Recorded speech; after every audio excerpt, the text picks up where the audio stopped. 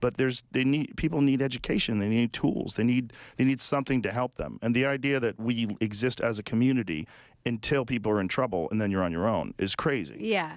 It's so, I mean, even being sober and getting rid of drugs and alcohol, it's given me such a different view on what I put in my body in terms of food. So when I'm eating really well, I actually feel mentally much better. And if I'm eating like a lot of sugar and carbs and kind of like cheese, which if I'm just not watching what I'm eating, I feel like depression creeping in. For sure. You're tired. I can actually feel it. I feel like it's in my body. I feel inflamed and I'm so sensitive to that now because I don't have anything else kind of clouding my vision. And I know when I'm eating like shit, I start thinking like shit. Yeah, that's 100% real. And you have less resources. You're tired. Your body doesn't function as well. You're not going to make as good decisions. Yeah. No ifs, ands, or buts about it. That's a real thing. And so then it gets back to like the cost of food deserts, and the prevalence of fast food.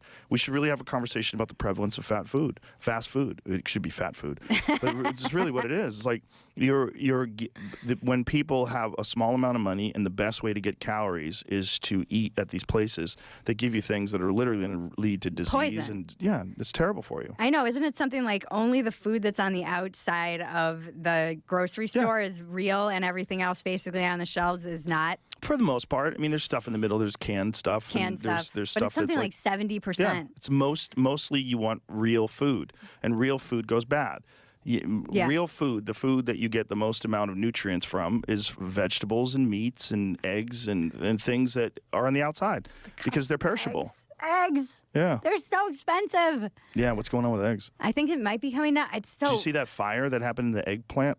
Yeah. All the chickens got killed. And then people are reporting. It's the problem, too, that I have with like the media ecosphere right now, which is vast, is that in the vacuum of information, there's only left conspiracy theories, and people are trying to fill that and say, here's what they're not telling you for like clicks. And sometimes it's true and sometimes it's not. And you can't really know. I don't know what the deal is with the eggs. I know, I don't know if I've heard there was an avian bird flu. They had to kill a bunch of chickens. You heard? From where? It was in an article that I think I read from. This was actually, I think, reported. Well, let's find it. I believe it was.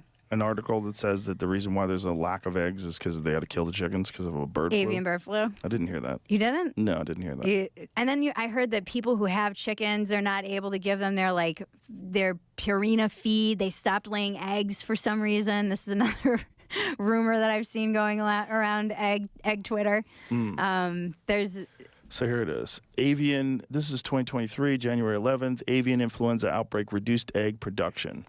So highly pathogen avian influenza. Click on that link, please. So scroll down so I can read that. Highly pathogenic avian influenza, a disease infecting birds and poultry, struck egg-laying hens throughout 2022.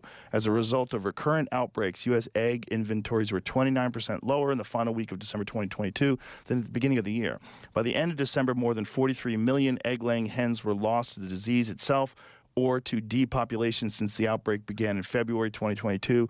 Losses were spread across two waves from February to June, 30.7 million hens, and then from September to December, 12.6 million hens. On constrained supplies, wholesale egg prices, the prices retailers pay to producers were elevated throughout the year. The HPAI reoccurrences in the fall further constrained egg inventories that had not recovered from the spring wave. So yeah, it seems like you're right. So that could be it. That might be exactly it. But that's a part of the problem with factory farming. You know, when you have factory farming, like all of these things, like the swine flu and the avian flu, and those come out of factory farming. Yeah. Those come out of those horrible settings where you have these animals crammed in together in unsanitary conditions. Yeah. No, I feel like I read that and that's why. But then I heard from some farmer who was saying that it was actually the grocery stores. They were just taking advantage of the fact that the supply was low and they weren't passing that off onto the farmers. They were just jacking up the rates. So I don't know.